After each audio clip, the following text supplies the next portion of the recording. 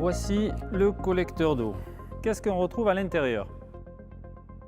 Ici, nous avons la bride pour la descente rectangulaire. Pour les descentes circulaires, il y a une bride différente, c'est un collier. Donc on voit bien la différence, celle-ci est plane, celle-ci est circulaire. Ensuite, le support écope. Ensuite, il y a le raccord droit qui permettra de traverser la cuve. Puis le coude qui va permettre d'orienter l'évacuation d'eau vers la cuve. Ensuite, il y a un bouchon qui permet de stopper l'évacuation. Un kit d'accessoires que nous détaillerons par la suite. L'écope, qui est l'élément qui va permettre de récupérer l'eau dans la descente. Alors ça, c'est le modèle pour une descente rectangulaire. Pour une descente circulaire, on aura une écope différente de forme ronde. Et enfin, un tuyau de liaison entre la cuve et le collecteur d'eau. À l'intérieur, j'ai aussi une notice de montage. Le kit d'accessoires.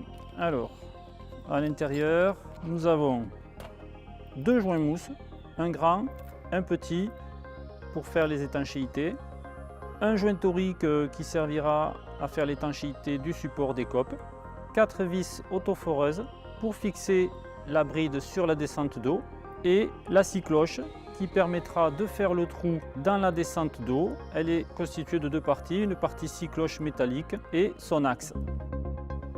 Alors on va démarrer l'installation à l'extérieur. Il existe plusieurs modèles de cuves de différentes hauteurs, de différentes dimensions. La première étape, c'est de mettre en place le raccord droit. Alors on va le mettre à 10 cm du haut de la cuve. Ce montage permet d'auto-réguler le niveau d'eau dans la cuve et l'excédent d'eau repartira vers la descente.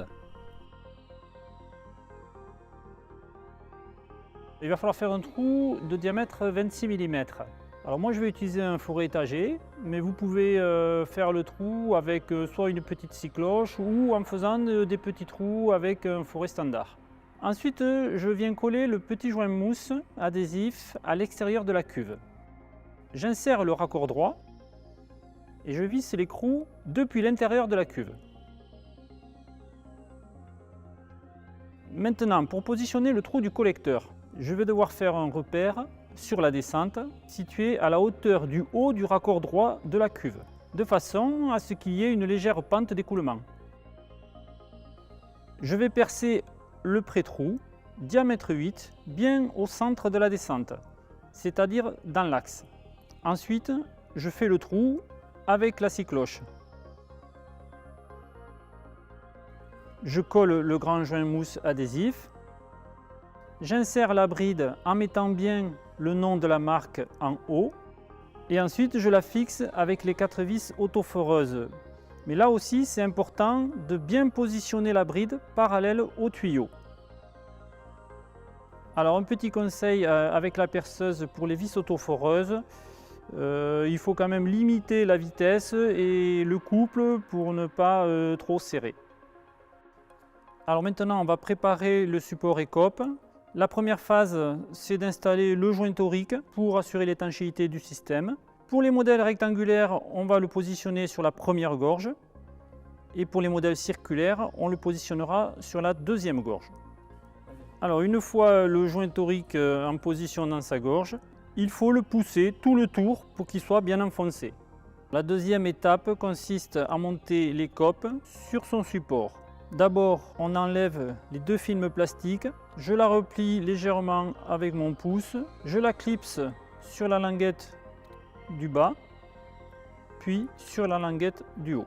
Pour mettre en place l'écope, je l'enroule et je l'insère dans la bride pour qu'elle s'ouvre à l'intérieur. Je mets en place le coude en l'emboîtant sur le support et en l'orientant vers la cuve. Et dernière étape, je vais raccorder le collecteur à la cuve en mettant le tuyau noir depuis le coude jusqu'au raccord droit. Et voilà, l'installation est terminée. Si à l'avenir vous souhaitez déplacer votre cuve ou supprimer ce dispositif, vous pouvez retirer le support écope en faisant des rotations de droite à gauche, puis le remplacer par le bouchon qui est fourni.